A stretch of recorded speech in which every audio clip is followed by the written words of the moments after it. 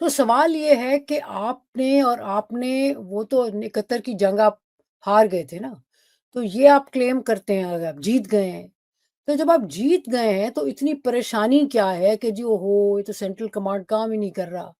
تو مضبوطی کرنے کے لیے ایک سینٹرل کمانڈ ہونا چاہیے۔ میں سمجھتی ہوں کہ اس کا جو ایک ایکسپلینیشن ہے وہ بالکل پولیٹیکل ہے،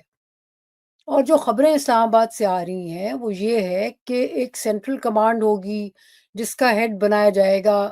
فیلڈ مارشل صاحب کو۔ فیلڈ مارشل صاحب جو ہیں آلریڈی آرمی چیف ہیں، سو 2 ہیٹس پہنیں گے، نمبر 1۔ نمبر 2، ان کی جو مدت ملازمت ہے ابھی جو آرمی ایکٹ میں ایکسٹینشن ہوئی ہے، وہ 3 سے 5 سال ہو گئی ہے، تو وہ ختم ہوتی 2027۔ اب جو باتیں ہو رہی اسلام آباد میں وہ یہ ہیں کہ جو سینٹرل کمانڈ ہے اس میں فیلڈ مارشل صاحب کو لگایا جائے گا، اور وہ جو ہے کمانڈ وہ 2030 تک چلے گی، 5 سال کی مدت ملازمت ہوگی اس as head of central command. تو اس میں یہ ہے کہ 2029 کا الیکشن وہ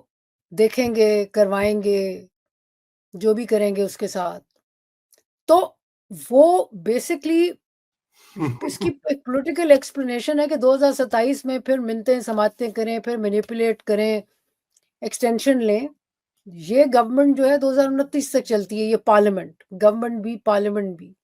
تو جی اس کی ایک پولیٹیکل ایکسپلینیشن ہے۔ میں نہیں سمجھتی کہ سینٹرل کمانڈ کر کے چیف آف ڈیفense سٹاف بنا کے، بالکل امریکہ میں ہے، تو سی ڈی ایس جو ہے اس میں یہ نہیں کہ پرابلمس نہیں پڑتے، امریکہ میں بھی ہوتے ہیں،